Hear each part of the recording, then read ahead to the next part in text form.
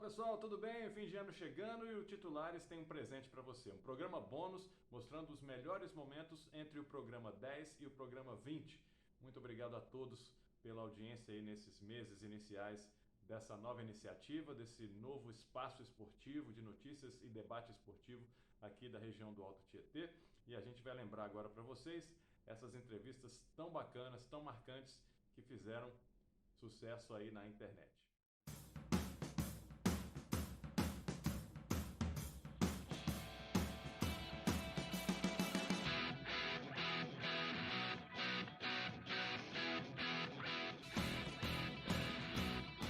Bora começar então com a bola pesada, porque a gente teve um entrevistado muito especial aqui com a gente, o Wander Iacovino, um dos grandes craques do futsal nacional, campeão mundial com a seleção brasileira, e ele foi o primeiro a começar uma dinastia que durou muitos anos aí com outros craques que vieram depois dele.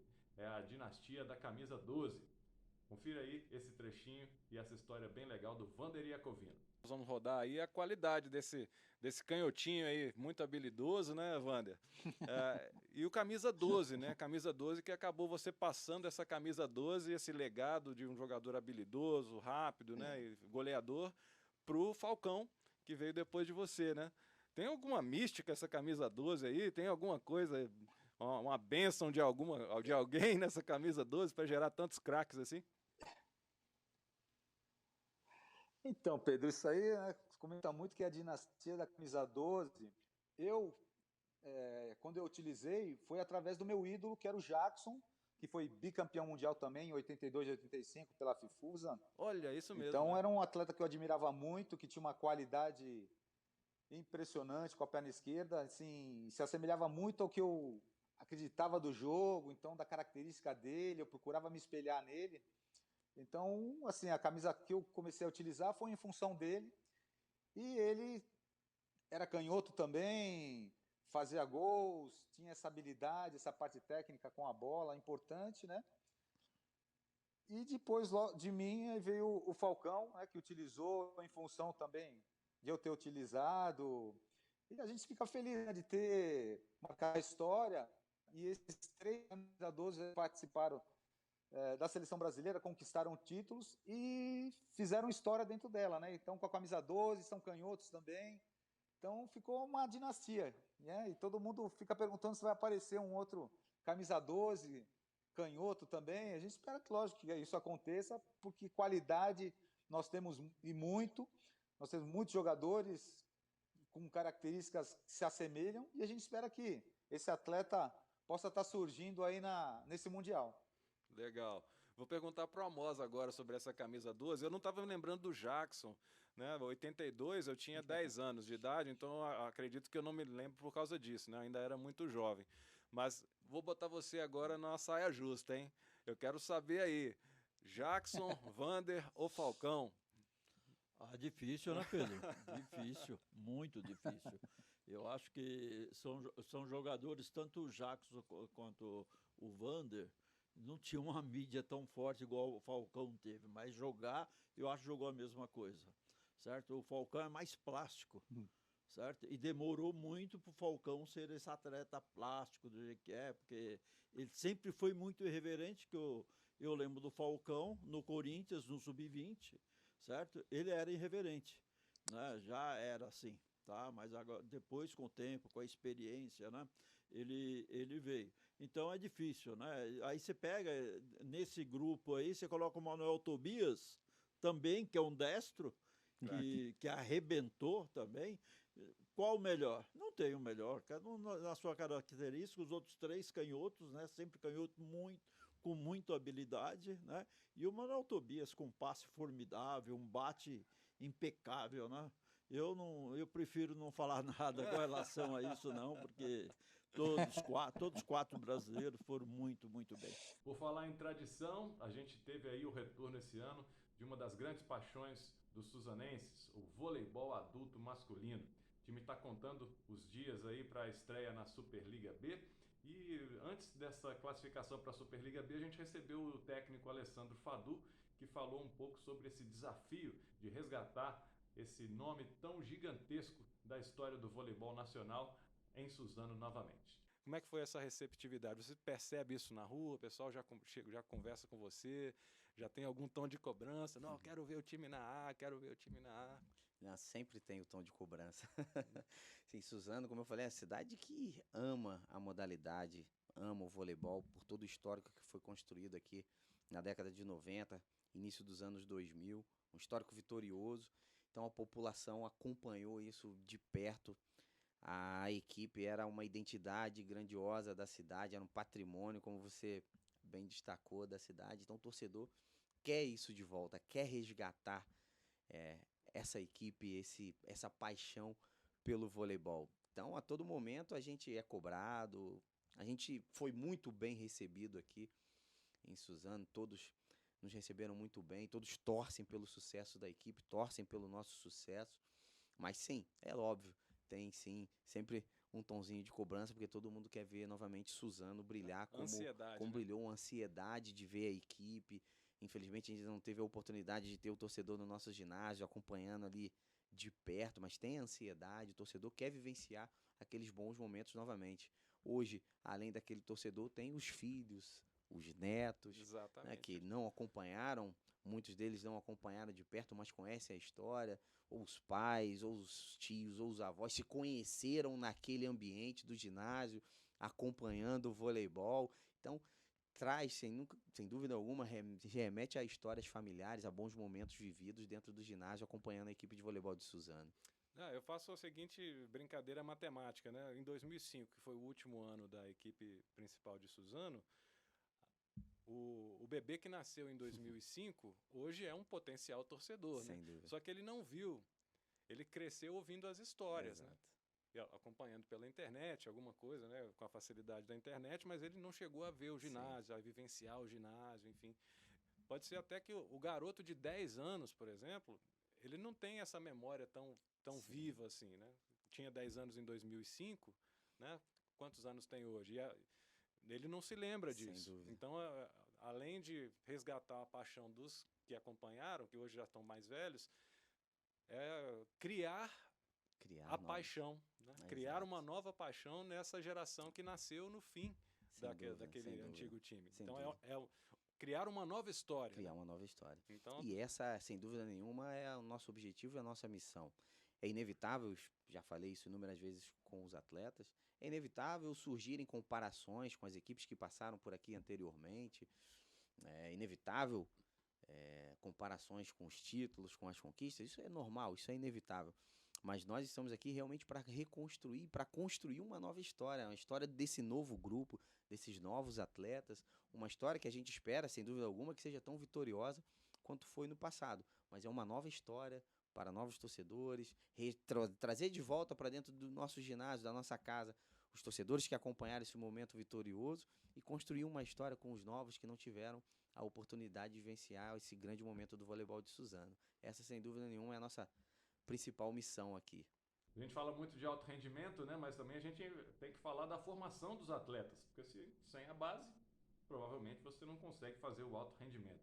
E a gente pegou a modalidade tênis para falar um pouco sobre esse assunto. A gente recebeu o professor Carlinhos e também um professor e estudioso do tênis, o João Carlos de Brito, que faz parte do projeto Amigos do Tênis de Poá, que também tem uma iniciativa social incrível. Confira aí um trechinho desse programa muito especial. Todas as escolas têm sempre uma quadra para as aulas de educação física. A gente sabe que a educação física ela já está há alguns anos aí meio que em segundo plano, infelizmente por políticas públicas de quem quer que seja, não vou entrar no mérito político aqui, mas uma quadra poliesportiva serve para iniciação de tênis, né? Sem dúvida. Temos que puxar a orelha dos dirigentes aí de ensino, das diretorias das escolas, porque não seria tão difícil assim, né? Iniciar o tênis na educação física, né? Não, sem dúvida. Mas daí eu penso o seguinte também. Às vezes o diretor da escola, ele não sabe nem da possibilidade de se jogar tênis dentro da escola. Eu acho que assim, a gente que trabalha com tênis, a gente tem que realmente fazer o que o João fez. É criar o projeto, apresentar, entendeu? E mostrar para eles, ó, vamos fazer assim, assim, assado. Eles vão falar, é uma quadra de tênis, não dá para jogar, é muita gente. Hoje você tem vários métodos, né? A gente tem o play and stay, que são bolas diferenciadas, ao invés de muda-se a direção da quadra, então dá para colocar. Então, assim, se tiver, acho que alguém que cria um projeto, leve para as escolas, eu acho que dá para fazer sim. Mas falta também, assim, um pouquinho dessa vontade, assim, com quem também trabalha com tênis, mostrar para o pessoal que comanda como é que faz, entendeu? Porque às vezes eu vejo, assim, o outro lado, eles não fazem nem ideia. Às vezes olha assim e fala assim, pô, tênis na escola? Como? Uma bolinha dessa daí, o cara vai quebrar o vidro e tal. Não sabe que tem até bolinha de espuma de tênis. Esse tema aí vai render muito debate, hein? E você viu que o tênis aí tem um viés também educacional, né? E ainda falando sobre educação, porque a gente acha que essa parceria esporte e educação ela é muito importante, a gente conversou num outro programa com a campeã paralímpica da bocha, Evelyn Oliveira, e ela falou um pouco sobre essa relação dela, que tem uma deficiência física que a impediu de começar os estudos mais cedo, como a maioria das crianças. O esporte chegou numa fase da minha vida em que eu estava passando por uma transição, onde eu era, acho que como a maioria das pessoas com deficiência, aquela pessoa mais reclusa, só com a família, com amigos muito próximos, e a atividade que eu tinha no meu dia a dia era da escola para casa, de casa para a escola. E o esporte chegou justamente nesse momento, onde eu estava terminando o ensino médio, eu estava me formando e pensando em entrar no mercado de trabalho, mesmo que eu não tinha ainda qualificações profissionais, mas eu tinha o sonho de trabalhar numa empresa, de ter a minha forma de me sustentar. E o esporte chegou justamente nesse momento. Então, o esporte foi fortalecendo muitas coisas dentro de mim, foi me ajudando nessa mudança de mentalidade a respeito de mim mesma como pessoa com deficiência. Então, com certeza, ele serviu para complementar essa transformação que já estava acontecendo através da educação. Você foi para a escola fisicamente pela primeira vez só com 18 anos? Toda a sua educação fundamental e básica foi em casa? Como é que foi lidar com isso, né? Porque a escola ele não é só um espaço de aprendizado, ele é um espaço de convivência social também, né? Como é que foi isso aí? Deve ter sido uma barra pesada, né? Como é que foi? Conta pra gente. Pedro, acho que essa foi, com certeza, as primeiras dificuldades que a gente teve no desenvolvimento da nossa infância. Eu falo nossa porque meu irmão também é pessoa com deficiência e os meus pais tiveram esse desafio aí de ter 2 filhos com deficiência e já sofrendo as limitações por parte do sistema de acesso às atividades sociais.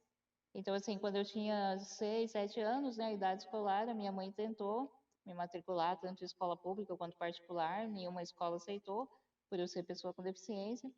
E nessa época existiam muitos programas voltados para a educação especial, né? Então eles entendiam que eu teria que estudar numa escola específica para pessoas com deficiência.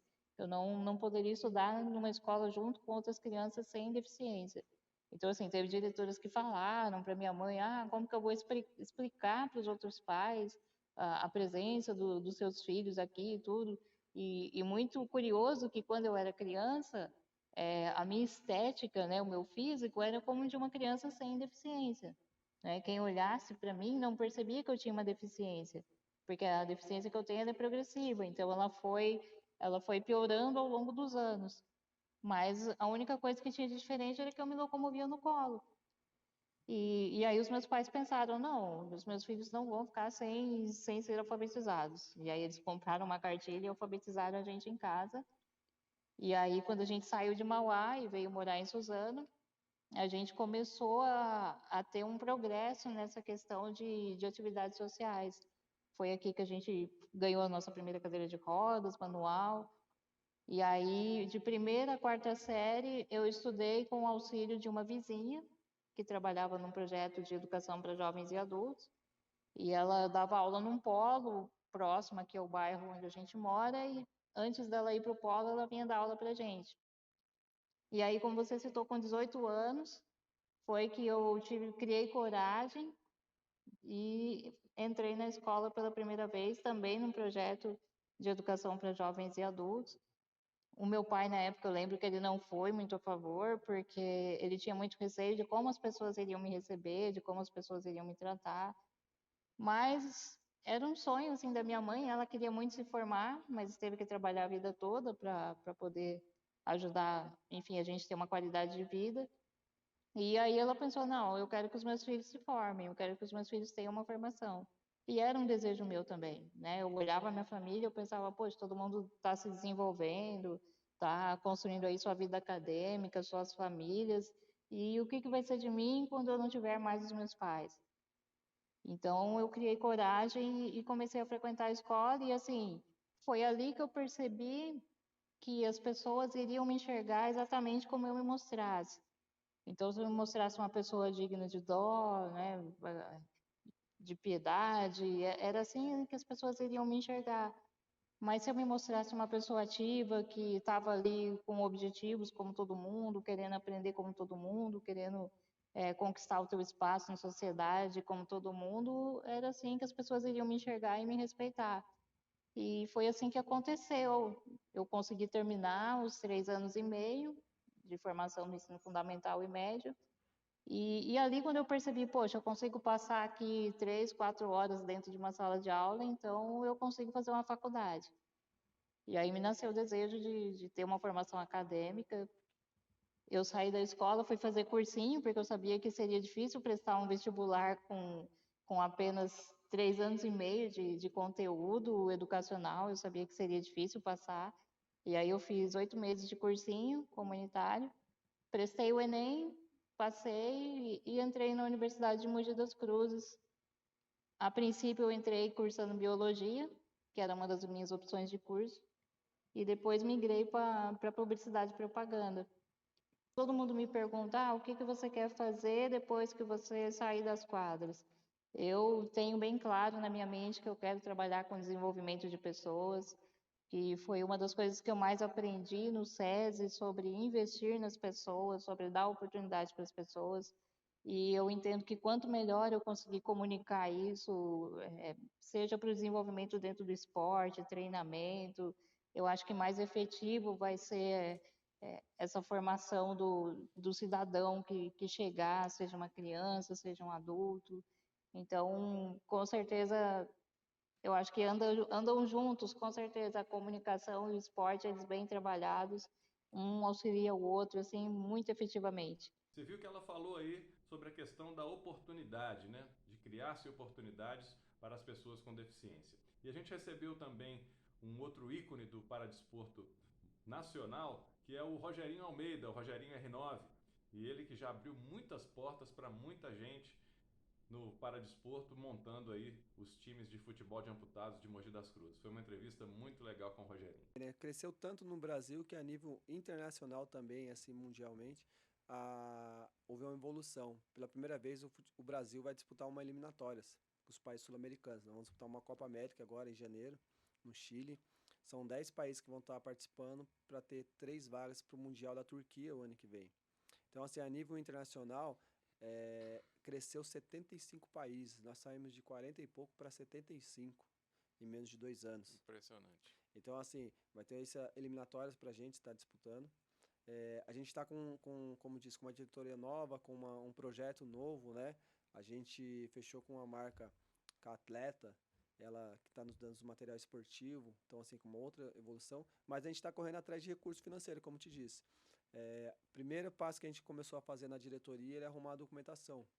Porque, tipo assim, nós temos que ter uma organização organizada com a parte documentacional. É uma empresa. Então, para a gente começar a fazer projeto incentivado, receber doações, para melhorar o que a gente já faz, né?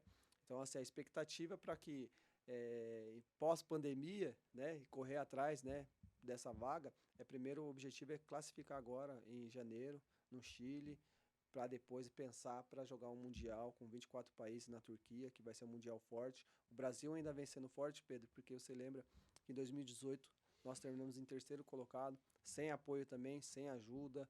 A gente foi lá na raça, da maneira que a gente fez, e a gente tem, assim, mantendo uma base que já vem de 2018 e pegando novos atletas para ter essa junção e chegar bem no Mundial. Pelo que eu entendi, a parte de organização, a parte de bastidores, assim, já está bem encaminhada, né, sob o seu comando, e a parte financeira ainda falta um pouco. Exato. Né? qual que é a diferença para os outros países? Quais são os países referência que vocês buscam até conhecimento, saber como que eles fazem e tudo mais, hoje em dia no cenário internacional? Cara, tem bastante países, né? Se a gente falar da Europa, Turquia, Inglaterra, França, Espanha, eles têm muito apoio na própria Angola, que foi a última campeã, pra você ter ideia. O que acontece, Pedro? Eu já tive debate, assim, já participei de fóruns, né? O ano passado, retrasado. Nós não somos uma modalidade paralímpica. Então, assim, o Comitê Paralímpico Brasileiro hoje não tem uma verba destinada a modalidades que não são paralímpicas. É algo que eu já falei com o presidente, que ele teria que estar entendendo isso e melhorando. Não existe só o futebol de amputados que não é paralímpico. Existem outras modalidades para deficientes que também não são paralímpicas. E nós temos que se preparar, porque assim, existe um processo para se tornar paralímpico. Só que esses países que eu citei para você, hoje já tem uma estrutura do Comitê Paralímpico do seu país. Outros já têm, como a AFA, ela apoia o futebol na Argentina, como a CBF poderia nos apoiar. Recentemente eu fui até o Rio de Janeiro, na CBF Social, e lá levei o nosso projeto. Então, assim, eu tenho muita esperança que daqui a algum tempo, alguns meses, a gente consiga ser, assim, filiado à CBF Social. Isso faz o quê? A transformação, Pedro? Esses campeonatos que nós já fazemos, esses que você citou, esses campeonatos que é o calendário oficial nosso, o treinamento com a seleção brasileira, faz com que entre dinheiro, patrocinadores, para o quê? Para melhorar a vida do atleta. Porque, Pedro, hoje tem atletas que estão distantes, né, moram em outros estados, e o cara, quando chega na seleção brasileira e ele está ali realizando um sonho, ele começa a ter um pesadelo. Por quê? Não que ele não vai disputar o Mundial, porque às vezes não tem a condição financeira de comprar uma passagem. E aí ele começa a ter um pesadelo, porque às vezes tem entidades, que no caso são clubes, né, que também não tem ali a parte financeira para poder pagar uma passagem de 2, 3, 4 mil reais para o atleta. E se o cara tiver mais de 3 atletas convocados, olha a dificuldade maior. Então, assim, isso se torna um pesadelo, uma alegria que o cara tem, corre o risco do cara não disputar algo que o cara tanto treinou e se dedicou para ir. Então, assim, conseguiu. a minha preocupação, e eu falei para minha diretoria, é para acabar com isso. Por que eu acabar com isso? Porque eu vivo isso desde 2009 na seleção brasileira. Eu já vi atletas não irem em competições por não ter o dinheiro. Por mais que tem parente, fazemos vaquinhas, rifas e tal, mas isso não é o legal. Então, assim, a gente possa melhorar. Porque esses outros países que também não são paralímpicos, porque é a mesma modalidade, têm esse apoio. E por que nós no Brasil não temos? Então, assim, essa vamos dizer, o que eu perguntei para eles. E é considerado o país do futebol, né? Exatamente. E o futebol de amputados é uma derivação do futebol. Nós também temos nós somos o maior detentor de títulos mundiais. Nós temos 4 títulos mundiais, a Rússia tem 3. Aí depois outros países vão espalhados, né? Porque existem, acho que já foram 15 mundiais, né? Da história toda. Então, assim, essa é a minha luta. Essa é uma coisa que esse time que eu montei na gestão para correr atrás de apoiadores, ou seja, no Paradesporto, no Comitê Paralímpico Brasileiro, ou a gente tentar essa brecha na CBF Social. Não é brecha, existe a CBF Social, é tentar que eles entendam que eles possam incluir a gente por ser do futebol. Pois é, você viu aí que não é fácil para ninguém, né, desenvolver um paradesporto e o esporte em geral aqui no nosso Brasil, mas temos esses guerreiros aí que conseguem, acima de tudo e de todos, divulgar suas modalidades. Além do Rogerinho, a gente recebeu aqui também uma história muito, muito legal de um medalhista do Mundial de Kickboxing. Ele que disputou pela primeira vez essa competição e para chegar lá, ele teve que vender trufas na estação de trem. A história do Rayala Souza foi muito bacana e você acompanha aí um trechinho de como foi esse nosso bate-papo. Eu separei alguns trechinhos das lutas, né? Vai falando aí pra gente. Bastante, né? Eu sou de vermelho, né? Essa aí foi contra a Hungria, né? Da Hungria, ele lá. Aí eu tava perdendo. Não, aí que eu já tava no finalzinho que eu virei, mas eu tava perdendo a luta. A gente vê aqui no placar, no canto superior Isso, direito. tem a pontuação tem ali. Tem a pontuação. O Ayalas é o de vermelho. Isso, ali é o número maior. Mas ele começou ganhando, aqueles né? pontinhos vermelhos, eles são é como se fosse vantagem. Igual no jiu-jitsu, as vantagens. Tá. Explica pro pessoal aí. Olha lá, ó. 1-1 e ele tá com ponto. Olha lá, eu tava perdendo, ó. Tá vendo? Aí eu virei. E aí ele virou de novo no segundo round. Aí qual round? E aí foi uma briga bem disputada, né? Foi bem emocionante, né? Jeitinho brasileiro, né? Aí eu comecei a fazer pressão, olha lá, aí já foi pra 1-1. Aí era a hora de eu fazer a pressão final. E estando lá, eu sei que... E, ó, faltando 20 segundos, Aí virei pra aí 3-0. Aí você ganhou E 3 fora que 3 vantagens. vantagens ainda. 3-0 e 3 vantagens. Explica aí antes de explicar, nós vamos entrar na próxima luta daqui a pouquinho, que foi a luta E que foi muita pressão. garantiu E pra é muita você o pressão bronze. psicológica também, né? Primeira luta aí, ó. Aí, ó, essa aí já é contra a Rússia, né? É, foi. Nossa, essa daí eu não. Essa aí foi a Essa daí luta nem eu assisti. essa aí foi a luta do bronze, né? Foi A do luta bronze foi a outra. Foi a Já, outra? garantido Ah, o bronze. esse aí, então, Essa daí não se eu foi contra a ganhasse. Rússia. Não, Esse aí não foi contra foi a contra. Rússia. Ele é russo, esse daí sim. Porque esse daí era o quê? Se eu passasse esse russo, eu já ia direto pra final, né? Ah, sim, entendi. Esse russo Tá. foi o. Vamos Então dizer, essa aí foi ele era o casca-grossa da história, né, meu? O russo foi. Ele foi muito bom. Realmente ele se pôs muito em cima de mim. Essa aí foi a semifinal, então. Foi Isso, como a se fosse uma semifinal. semifinal. Isso. Que a gente sabe, né? Porque ele nocauteou os outros, né? Então ele. O único que Nocauteou? foi. Então ele foi o atleta mais duro. Tá. Ele era bom demais, meu. Eu senti muita pressão psicológica também. E ele fez pressão a todo momento em cima de mim. Essa aí a gente pode ver pelo placarzinho lá em cima que ele manteve uma É. vantagem de. Porque Três ele não vantagens ele praticamente o tempo ele inteiro. manteve né? o mesmo ritmo do primeiro ao segundo e terceiro round, né? Legal. Mas às vezes a pessoa, poxa, não sei o quê, mas é porque, meu, a qualidade de vida, a qualidade de treino dele é totalmente diferente, né? E esse momento aí? Ah, esse momento aí foi emocionante, né? Poxa, você tá no Pode. pódio, 95 países, tá lá no Mundial e você trazer uma medalha, né? Essa Daí nós estamos reprisando aí as lutas de novo. Você pode ir falando aí o que você quiser. Mas como é que foi, assim, essa... Foi a primeira vez sua internacional, né?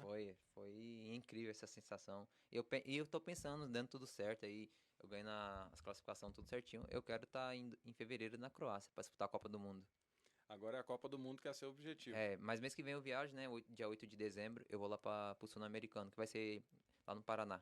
Legal, vamos tentar mais um título, né? Eu já tem quero, né? já tô focado já tô fazendo aquele treino, né, pesado já.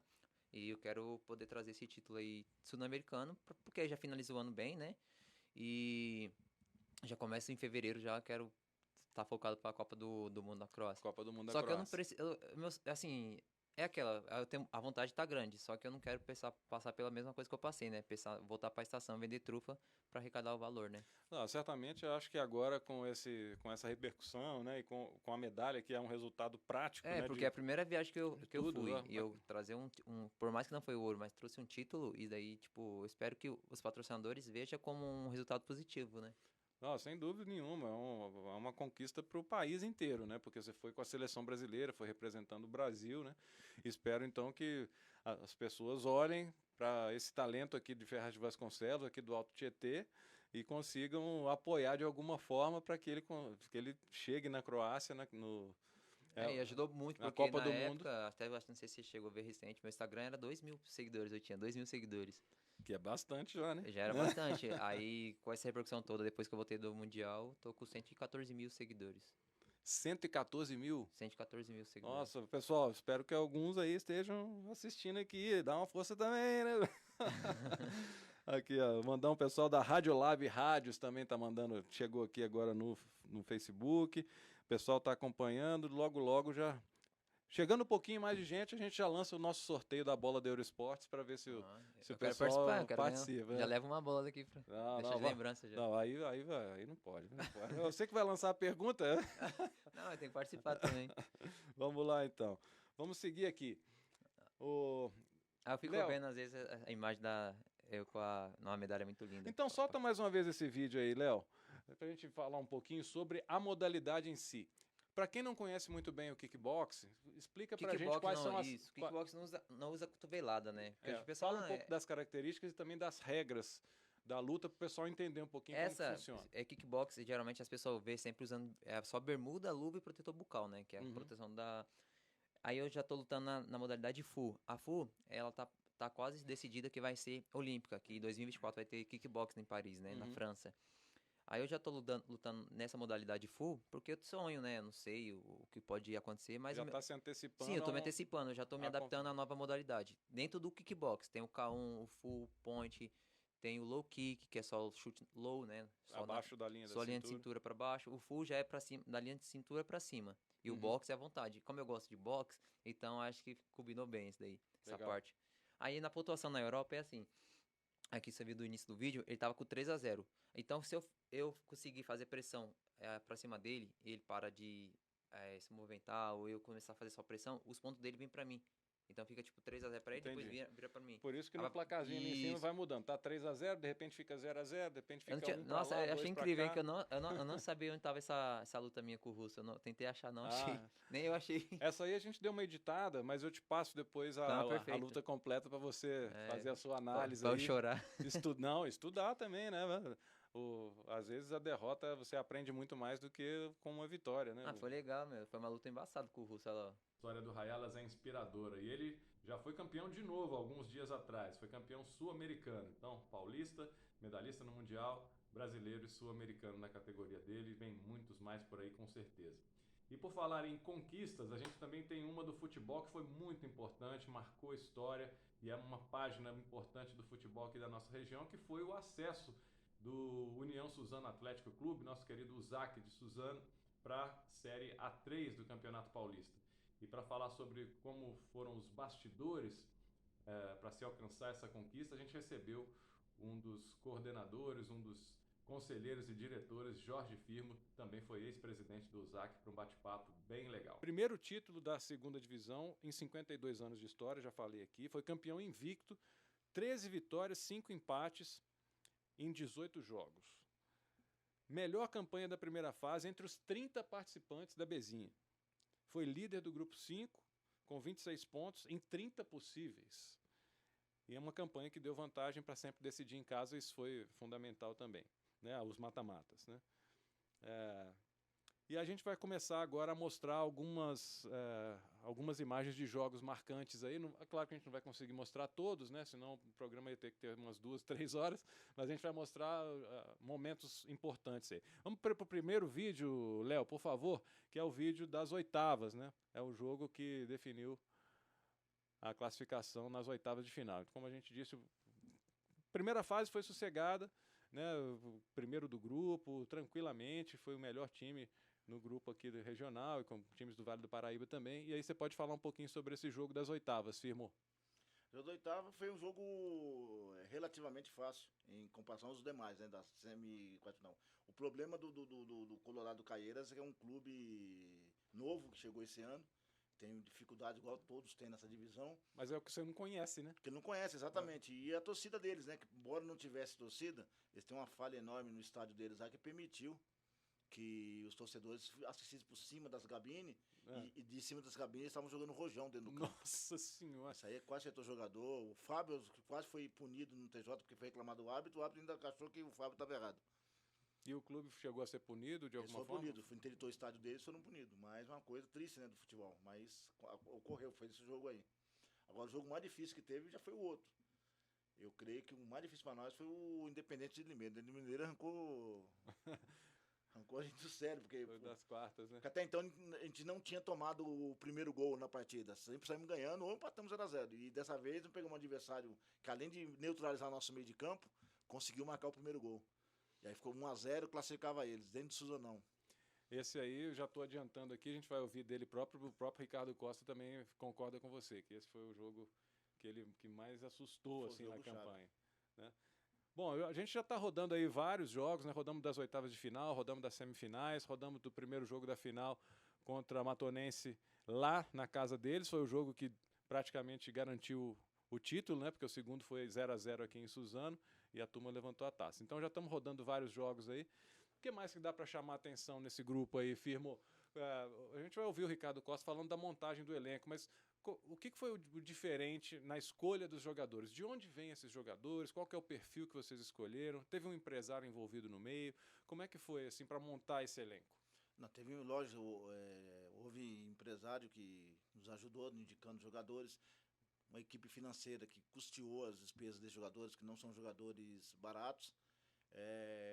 Todos passou pelo crivo do Ricardo, né? O Ricardo tem um banco de dados dele. Os que foram indicados também, ele analisou bastante antes de indicar a contratação.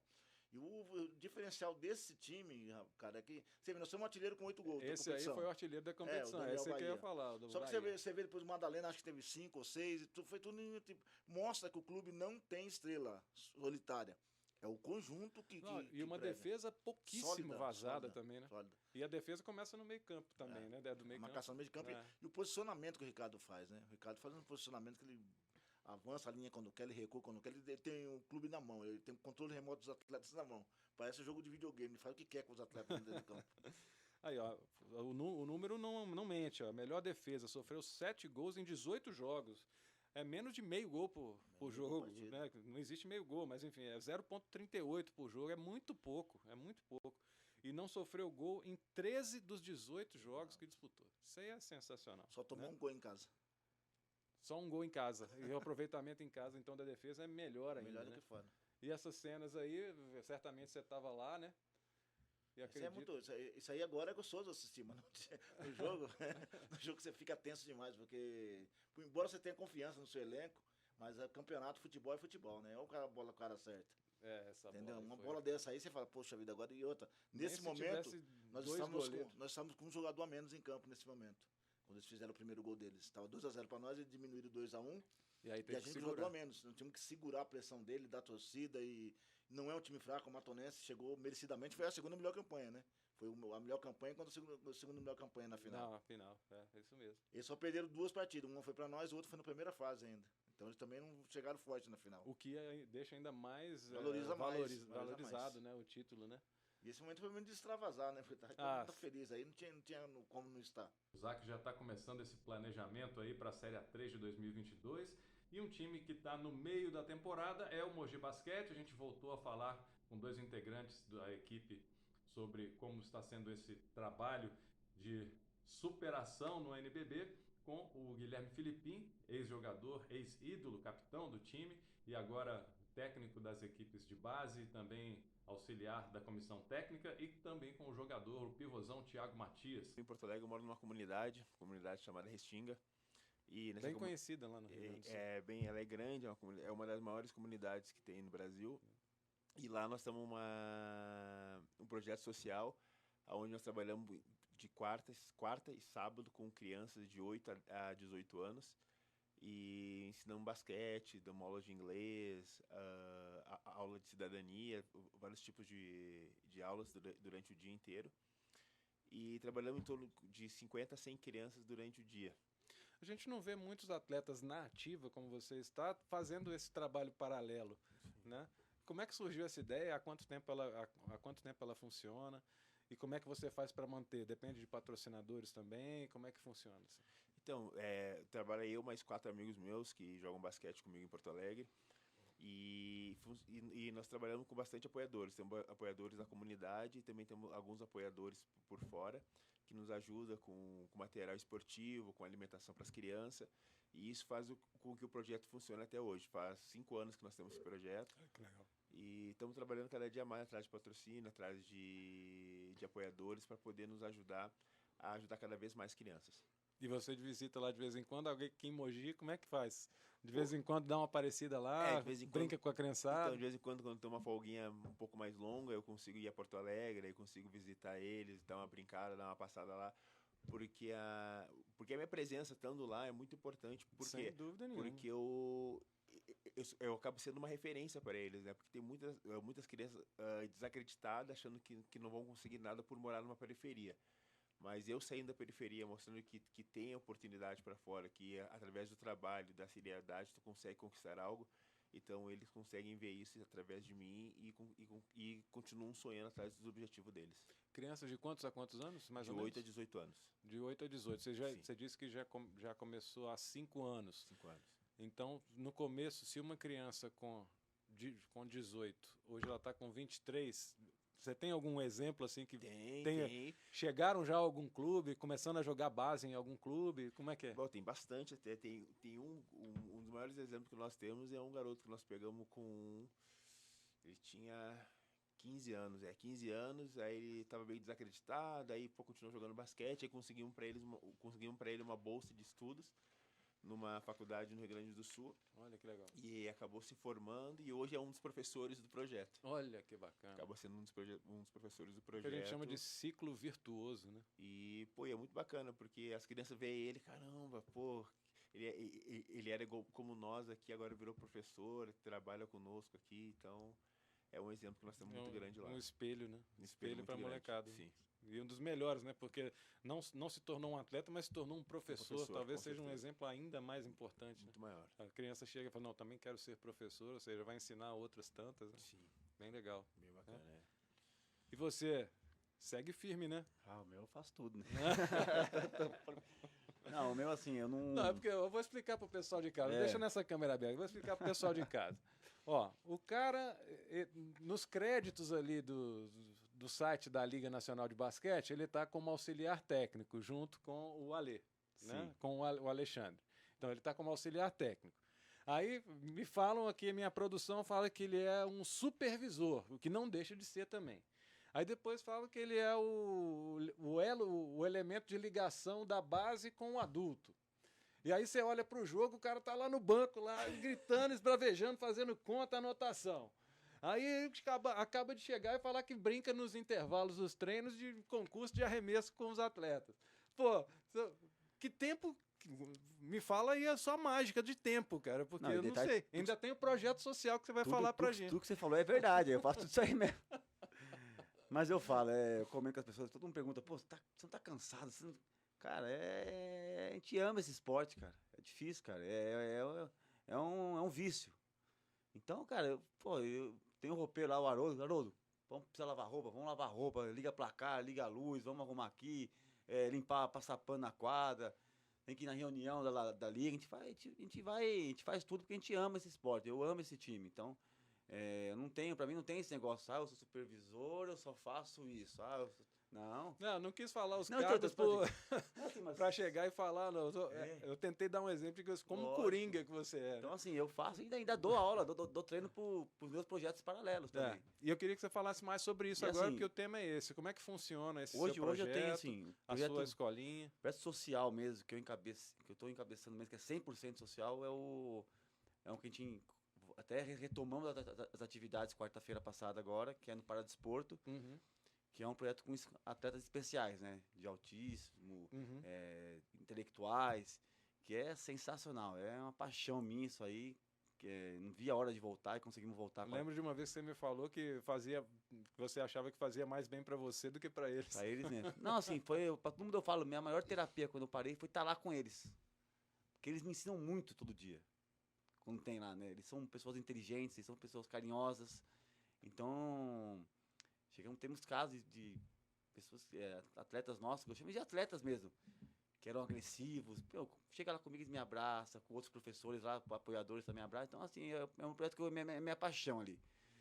E dentro disso eu tenho meus projetos privados, mas que eu também tenho a parte social.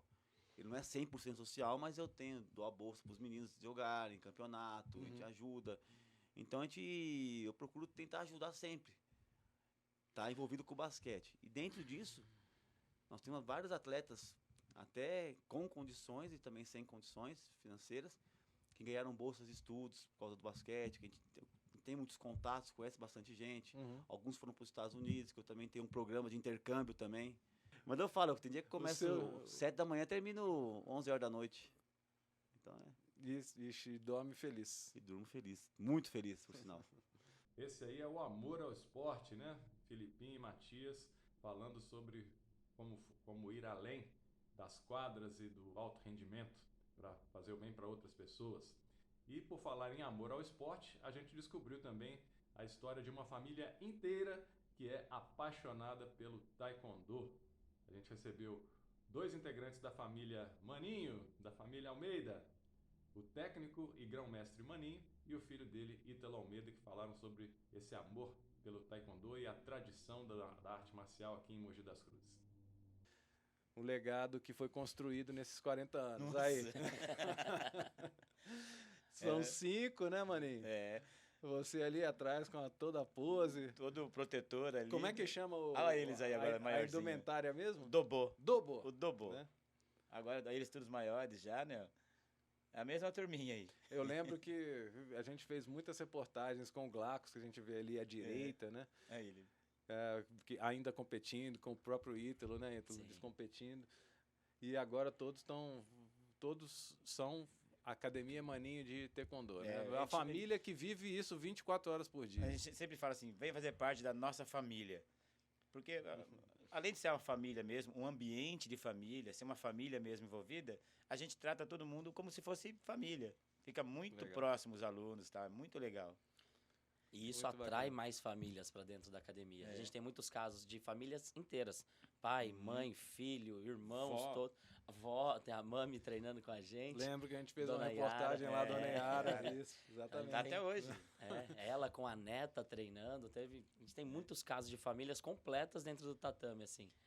Isso mais recente, já tem mais antigos ainda. Eu falava assim no passado, há muitos anos atrás, quando a gente foi igual ao judô, que a pessoa vem pra academia porque o pai dele treinou, o vô dele treinou e vem de indicação por causa do pai, do vô, que achou positivo, aí o taekwondo tá estabilizado. A gente chegou nessa parte assim, Que legal. tá chegando uma pessoa ali, vai assim, meu vô treinou com você, meu pai treinou com você. Eu falei, nossa, então a gente conseguiu. E o nosso último programa do ano, ao vivo, foi com o prefeito de Mogi das Cruzes, Caio Cunha. Ele falou sobre os desafios que a cidade tem para desenvolver as suas políticas esportivas, mas também falou sobre a paixão que ele próprio tem com o esporte. Caio é um esportista e tem algumas paixões em particular que ele adora praticar quando tem um tempinho, né? Vamos ver um pouco sobre essa entrevista aí para encerrar o nosso 2021. Já é público que você é um cara que adora esporte, sempre gostou de esporte. Então eu vou ser breve aqui para a gente entrar direto no assunto com um dos esportes que talvez seja o seu favorito. Léo, roda o vídeo aí do basquete. Vamos lá. A gente vai batendo um papo e a gente vai mostrar aí algumas fotos do Mogi Basquete. A gente vai falar do Mogi Basquete daqui a pouco. Mas, Léo, são as fotos do atleta Caio. Aí, já tá aí, já. Aí, ó, Ó que pronto. atletão. Ó a barriguinha do atleta. Cansado, você vê a boca aberta. Esse aí parece que foi a sua primeira paixão, né? Colégio Policursos. Você É. lembra o ano? Ah, lembro. Na verdade, eu comecei jogando futebol. Eu sempre fui muito acelerado, né? Então, eu sempre, naquela época, dava pra jogar futebol na rua, estourar o dedo lá no paralelepípedo e coisa e tal. Fui estudar no poli. E aí eu comecei a me enveredar pelo basquete, né? E aí me tornou uma grande paixão, né? Eu nunca fui o cara, o melhor jogador do time, nada disso. Só que assim, eu me classifico como muito raçudo. Eu dou o sangue ali, eu ponho energia, né, total. Pra mim, todo jogo é final de campeonato. E esse momento é mais recente, né? Foi um jogo festivo aí. Foi, né? acho que foi em 2019, né? E um campeonato que teve lá no Clube de Campo, né? Tem muita gente lá no Clube de Campo que joga basquete, então fizeram um campeonato lá. Eu também joguei pelo Master, né? Lá do Clube de Campo também em 2019. Aí veio a pandemia, né? Parou tudo e estamos tentando recuperar agora. Legal. Falei que, antes da gente começar, que eu tinha duas surpresas para você. A primeira vai ser agora. Ah, é? E é sobre o basquete e a sua relação com o basquete. Bom, solta o vídeo aí, Léo. Pessoal assistindo Titulares, como vão? Caio Cunha, prefeito de Mogi das Cruzes, meu amigo. Pedro, quanto tempo também, nos víamos muito no tempo que trabalhava no time de basquete do Mogi.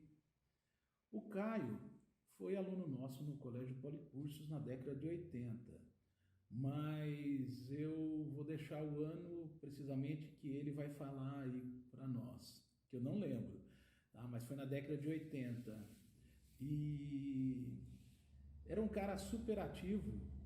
E na época, o basquete do Colégio Policursos era muito competitivo. E nós tínhamos a escolinha, o pré-treino e o treino. E o Caio começou na escolinha, passou para o pré-treino e chegou à equipe de treinamento competitivo que nós tínhamos lá. O Caio jogava de ala, na lateral. Se não me engano, era canhoto, né, Caio? Se não me engano. Era muito rápido, corria muito. E tinha como característica o contra-ataque, que era uma característica que as nossas equipes jogavam muito em contra-ataque. Marcava muito bem, até por ser um cara muito determinado, e era muito inteligente. Ele fez parte de uma geração muito boa de jogadores do colégio. Não era fácil me aguentar, sempre fui muito exigente, chato mesmo, bem chato com eles. E eu costumo dizer que eu que tive muita sorte de trabalhar com pessoas do gabarito do Caio e de muitos outros aqui da cidade. Muito obrigado ao professor Erasmo, grande figura. Isso é uma lenda, né, do esporte mogiano, né? Que briga foi essa? Tava antes do Gicile. Eu lembro de outras brigas, essa briga eu não lembro, eu acho que não foi comigo. Mas eu lembro de outras brigas. O Erasmo, ele sempre teve um perfil muito exigente, né? E jogava muito na real com a gente, ele provocava, né? E não era todo mundo que conseguia entender o Erasmo. Então, assim, vou dar um exemplo. Típico Erasmo. Treino véspera de final de campeonato.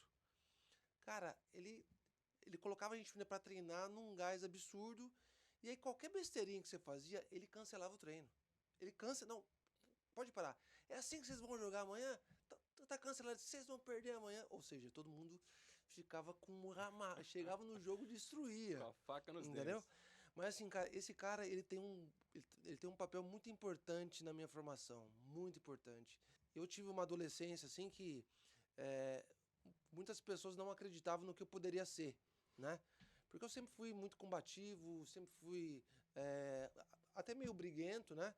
E ele, na verdade, ele me ajudou muito a ter esse autocontrole. Eu, na verdade, era um dos caras que saía sempre com 5 faltas do jogo, né? Mas resolvia da hora que tinha que resolver. Vamos agora para falar de uma segunda modalidade que você também é apaixonado, você já deve imaginar. Vamos lá para o jiu-jitsu agora, Léo. Solta aí. Algumas fotos aí que vão rolando, né? Do Caio de kimono, faixa marrom de jiu-jitsu, né? E eu queria que você falasse um pouco sobre quando que foi que surgiu essa paixão e se ela se mantém até hoje, você continua treinando? Em 2011 eu comecei a morar em Alphaville, né? Então eu vinha para Mogi só de fim de semana. E aí eu descobri que eu tinha um tempo vago e eu precisava fazer minha energia, né, render. Porque estava até por conta da aceleração, eu não conseguia mais focar e coisa e tal. Então eu fui fazer jiu-jitsu e me apaixonei. Só que assim, eu fui muito dedicado. Me sobrava tempo, eu trabalhava até 6 horas da noite, né? Então todo dia eu estava no treino, às vezes fazia 2 treinos por dia. Ou seja, eu saí da faixa branca para azul em 7 meses, super rápido. Né? Disputei alguns campeonatos internos e coisa e tal. No ano seguinte foi ano da eleição. E aí no ano da eleição eu vim treinar aqui em Mogi com a equipe Marangoni. E aí a gente fez uma grande família aí, né? A segunda surpresinha do dia, essa não é surpresa, acredito, né? Vamos lá, Léo, roda o jiu-jitsu aí. Grande Sensei. Boa noite, prefeito. Boa noite, Pedrão. Toda a galera que assiste o Titulares. Bom, falar sobre o Caio como pessoa, eu acho que muita gente já o conhece. É uma pessoa sensacional, um cara extraordinário, super simples, de fácil convívio, fácil de conversar. Agora, falar sobre o Caio como lutador, que ele não só é um lutador na vida, mas também um lutador dos tatames. O Caio, para quem não sabe, ele é faixa marrom de jiu-jitsu, ele treina com a gente aí há vários e vários anos. O Caio, ele tem um jiu-jitsu muito bom pra frente, sempre gostei de treinar com o Caio. Inclusive, ele não gosta muito de campeonato, mas já participou de algumas coisinhas aí, alguns campeonatos internos nossos, e sempre mandou muito bem. E, poxa, a gente tá com saudade de você, e eu espero que você não pare. Você prometeu há um tempo atrás que iria graduar a faixa preta antes de terminar o seu mandato como prefeito, hein? Estamos te esperando. E a puxada de orelha, né? Estamos esperando você, tem que Você tirar viu? a faixa preta. Eu não sei se foi ontem ou anteontem, ele me mandou um vídeo, porque ele encontrou um cara que me conhece, não sei se é no Acre, não sei onde que é, e ele falou, poxa, até aqui tem gente que te conhece, coisa e tal. E aí eu perguntei, e aí, cara, quando você volta? Ele falou que na terça-feira ele vai estar aqui em Mogi, então na terça-feira eu vou me organizar pra apanhar um pouquinho dele. Esse cara é bom demais. É magrelinho, cara. Pesa 70 e poucos quilos. Eu tô pesando 90. Mas esse cara em cima é um gigante. É difícil. Ele é o irmão dele. Domina a técnica total. É isso aí, pessoal. Se você quiser assistir outros trechos, é só procurar na nossa página no Facebook, @PGM Titulares. E também as íntegras de todos os programas estão no nosso canal no YouTube, Titulares com Pedro Vieira. Queria agradecer a todos pela audiência, pelo carinho, pelas mensagens e também um agradecimento especial a todos os nossos apoiadores e patrocinadores que fizeram parte dessa história que está começando, né? Começou em julho e terminou por esse ano. A gente quer também dizer para vocês que todos que quiserem apoiar essa iniciativa, esse novo espaço de notícias e de debate esportivo aqui na nossa região, podem entrar em contato com a gente nas nossas redes sociais, que a gente vai ter um prazer de explicar como funciona e como você pode ter visibilidade da sua marca, da sua empresa, falando de uma coisa que é tão importante para a nossa saúde, para o nosso bem-estar e para o entretenimento de todo mundo. Falar de esporte é muito gostoso e quando se fala da forma certa, da forma honesta, da forma correta, a gente consegue também agregar esses valores à sua marca e à sua empresa. Então, se você tem interesse em ser um dos nossos patrocinadores ou um de nossos apoiadores, basta entrar em contato com a gente pelas nossas redes sociais. Muito obrigado a todos os patrocinadores que ajudaram a manter esse programa durante esse ano de 2021 e a gente segue firme com a esperança de que em 2022 a gente consiga fazer um trabalho ainda melhor. Conto com a ajuda e com a audiência de todos. Clique no sininho, se inscreva lá no nosso canal no YouTube, dê o curtir na nossa página no Facebook, passe no nosso Instagram, compartilhe o Titulares com Pedro Vieira, que a gente agradece muito a todos, tá bom? Um grande abraço, ótimo Natal e que o ano que vem seja de muitas vitórias para todos. Tchau, tchau.